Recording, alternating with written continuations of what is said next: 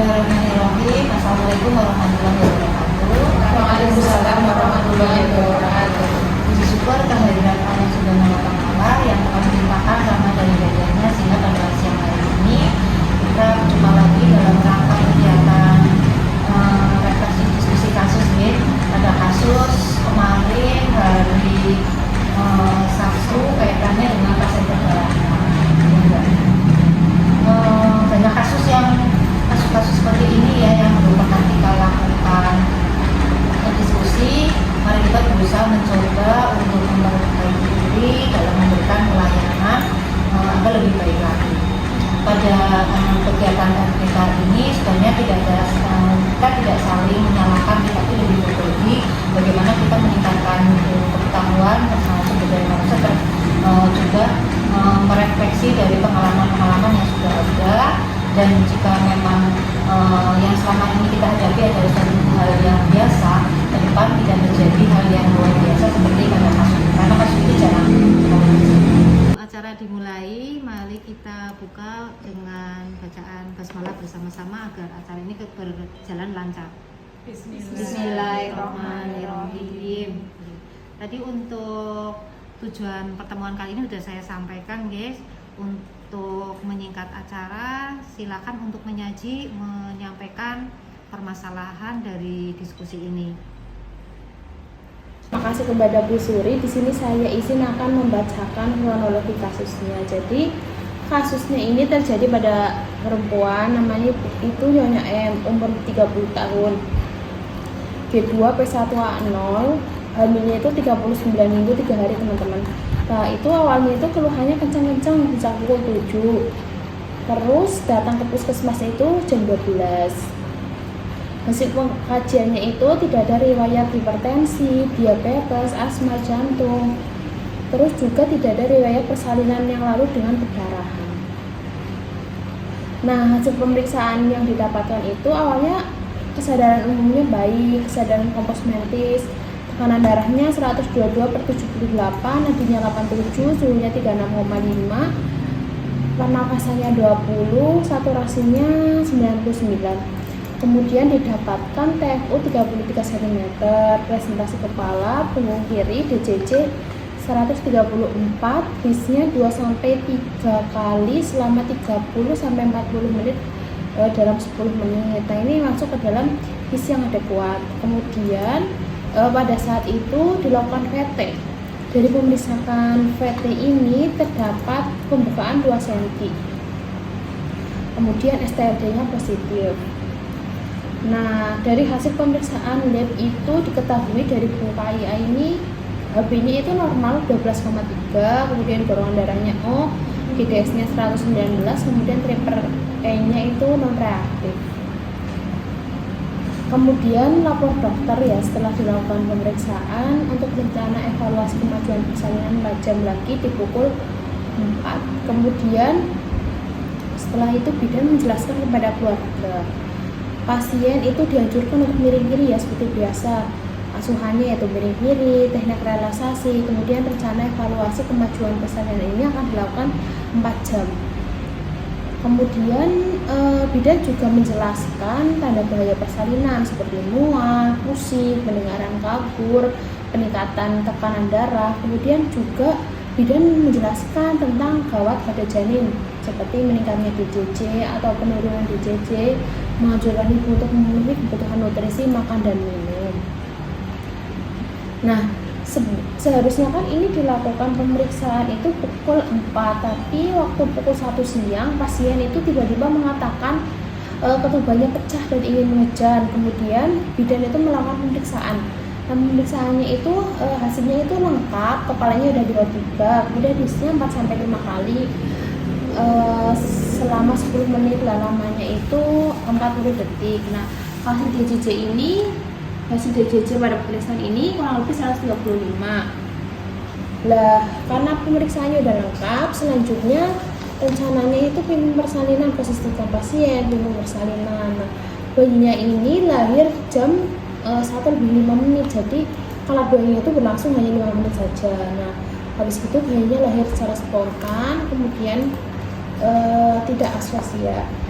Nah selanjutnya itu setelah periksa ada janin lagi atau enggak, ternyata janin itu enggak, terus seperti asuhan biasa ya, terus langsung dikasih oksitosin kanan, kemudian jam 1:07 itu plasentanya lahir lengkap. Nah ini cepet juga ya teman-teman, lahirnya itu cuma 2 menit.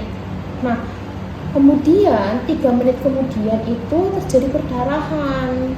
Nah dilakukan eksplor, nah terdapat kesan bersih, kemudian ruptur perineum grade 2, kemudian dilakukan KBI dan KBE. Nah setelah itu juga panggil bidan lain ya, tim perdarahan untuk membantu penata laksanaan perdarahan. Kemudian pasang infus, lapor dokter, kemudian pemberian metagin, hukum konsen pada keluarga akan dilakukan rujukan. Kurang lebihnya untuk kasusnya seperti itu teman-teman. Ada yang ingin ditanyakan atau didiskusikan? Mbak Muti dan Mbak Uma, saya akan bertanya tentang pemeriksaan awal yang pasien datangkan jam 12 ya. Itu di data HIS-nya kan selama 10 menit itu 2-3 kali, kekuatan 40 detik termasuk kuat ya. Terus sejam kemudian ternyata pembukanya lengkap. Itu apakah betul hasil pemeriksaan memang kondisi HIS-nya yang kuat atau terjadi sesuatu pada pasien tersebut, kenapa terjadi persalinan terlalu cepat? Kemudian cara pemeriksaan HIS yang betulnya seperti apa? Terima kasih. Baik Mbak Mutia dan Mbak Uma, saya izin bertanya ya. Penyebab terjadinya perdarahan dari pasien tersebut itu dari mana? Kemudian penanganan apa sih yang harus dilakukan pada pasien perdarahan tersebut? Kemudian apa sih faktor risiko terjadinya perdarahan pada pasien tersebut? Terima kasih. Baik, di sini saya dan Mbak Uma berusaha untuk menjawab pertanyaan dari Mbak Wulan tadi ya. Untuk faktor risiko kemungkinan terjadinya perdarahan pada kasus Nyonya M ini, yang pertama dari hasil anamnesa terlebih dahulu, yaitu faktor perdarahan atau pada persalinan yang halus. Sedangkan faktor yang kedua ini dari hasil persalinan kali ini, yaitu dari bisa jadi karena persalinan persipitatus. Jadi faktor resikonya ada 2, karena persalinan yang lalu dan persalinan saat ini, yaitu status persipitatus. Selanjutnya untuk manajemen perdarahan akan dijelaskan oleh Bu. Baik, terima kasih. Saya akan coba menjawab ya tadi pertanyaan Mbak Wulan tentang bagaimana cara penata laksanaan perdarahan. Yang pertama, segera setelah terjadi perdarahan kita cek kontraksi dulu. Kita lakukan massase secara cepat selama 15 detik. Kemudian kita evaluasi apakah uterus berkontraksi. Jika uterus berkontraksi, maka kita lakukan evaluasi rutin, yaitu mengobservasi kontraksi, perdarahan, tanda vital. Tapi jika tidak terjadi kontraksi, maka yang dapat kita lakukan adalah membersihkan bekuan darah dan selaput ketuban atau eksplor gitu, dan jangan lupa memastikan kandung kemih itu kosong. Kemudian kita melakukan KBI. Setelah itu kita evaluasi lagi apakah terjadi kontraksi. Kalau terjadi kontraksi, maka teruskan KBI selama 2 menit, kemudian keluarkan tangan perlahan-lahan dan pantau kala 4 dengan ketat. Tetapi sebaliknya, jika tidak terjadi kontraksi, apa yang kita lakukan? Maka yang dapat kita lakukan adalah mengajarkan keluarga untuk melakukan tindakan KBE, kemudian kita keluarkan tangan perlahan-lahan, terus kita dapat memberikan injeksi egometrin 0,2 mg IV atau misoprostol 600-1000 mikrogram per rektal. Kemudian kita jangan lupa untuk pasang infus dengan ditambahkan 2 ampul atau 20 international unit oksitosin. Terus kita mengulangi lagi KBI. Kemudian kita lakukan evaluasi apakah uterus itu berkontraksi. Jika uterus berkontraksi, maka yang dapat dilakukan selanjutnya adalah memantau ibu dengan seksama atau pemantauan ketat selama kala 4. Kemudian jika sudah kita lakukan KBI, KBE, kemudian injeksi egometrin dan lain-lain tadi ternyata uterus tetap tidak berkontraksi, maka kita harus segera merujuk ibu, mendampingi ibu selama rujukan. Kemudian infusnya tetap dilanjutkan tadi ya, RL sama oksitosin 20 unit, dilanjutkan sampai dengan di tempat rujukan.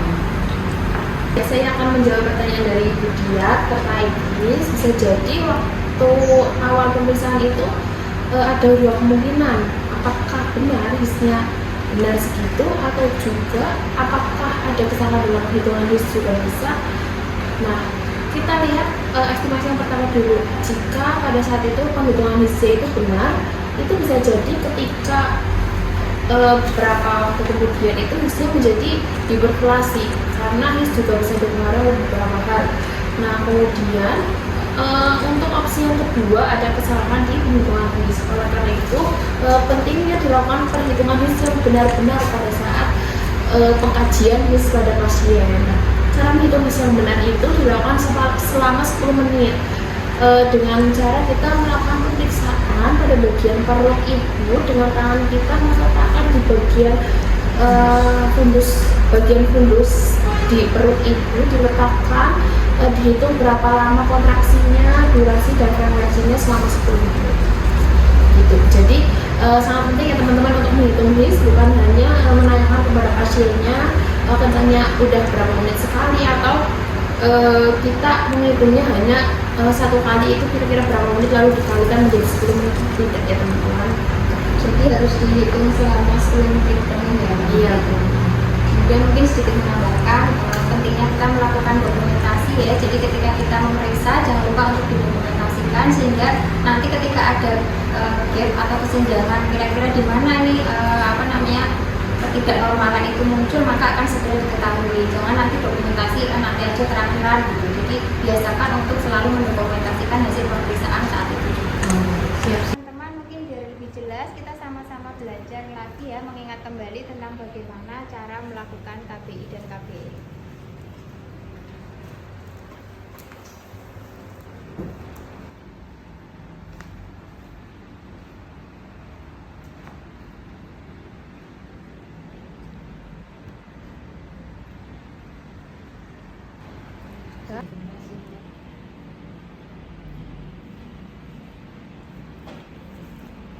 Baik, karena sudah tidak ada pertanyaan lagi yang ingin disampaikan, semua sudah jelas nih terkait diskusi pada hari ini. Kemudian dari hasil yang tadi kita diskusikan, bahwa yang pertama kita harus melakukan observasi sesuai dengan patograf ya. Kalau memang kita belum merasa cukup, kita bisa melakukan remote screening pada saat kita praktek bersama. Kan di setiap jadwal kita itu ada yang tidak semua, jangan lupa atau tidak kurang-kurangnya kita harus saling bekerja dan saling mengenal.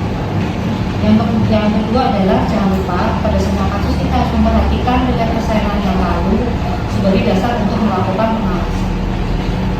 Kemudian kita melakukan observasi sesuai dengan patograf, pastikan step-step dari SOP sesuai dengan patograf juga.